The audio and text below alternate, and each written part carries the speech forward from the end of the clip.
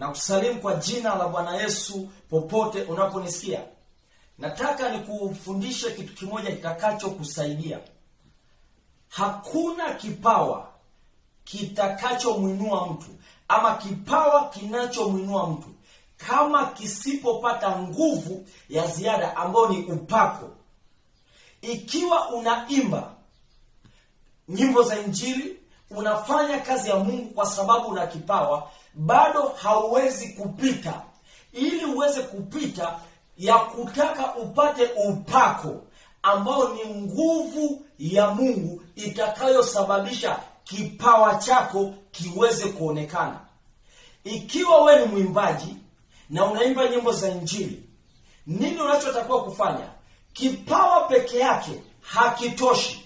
Inakutaka upate na power ambayo ni nguvu ya Mungu, ambayo ni upako itakayosababisha kipawa chako kionekane. Kipawa ni aina ya roho na upako ni aina ya roho, lakini upako ni nguvu ya Mungu ambayo imezidi kipawa. Hivyo ndio sababu ukimpata hata yoyote anayeimba nyimbo za dunia, akitumia kipawa peke yake akitoshi. Ndio maana inamlazimu atafute power nyingine itakayosababisha kipawa chake kionekane. Ndio maana ukifuatilia wasanii wakubwa wanaoimba kwa upande wa dunia, wana power inosupport kipawa.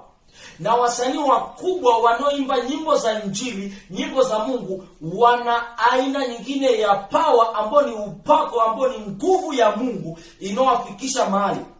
So, wewe unataka kuanza kitu, ni sawa, una kipawa, sikatai, lakini tafuta anointing, nguvu ya Mungu, upako utakao kusababisha ufike mahali.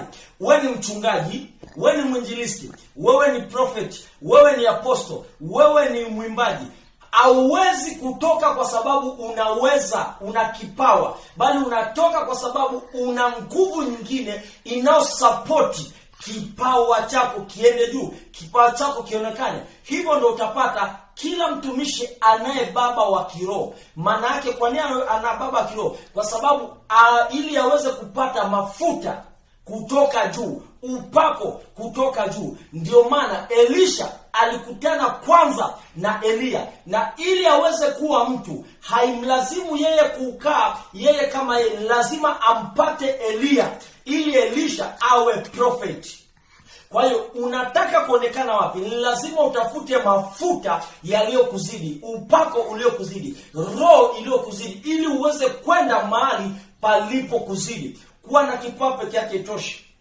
Kuwa kuwa na kipawa, kipaji peke yake itoshi. Ni lazima utafute anointing ya ziada, nguvu ya ziada itakao kupeleka, itakao kusukuma, itakao kusogeza. Na kila anayetumia nguvu hii, na kila anayetumia upako, na kila anayetumia namna hii, ndio mtu anayefanikiwa. Hauwezi ukamkuta ama ukampata mwanadamu yoyote kafanikiwa kwa sababu ana kipawa. Never ever.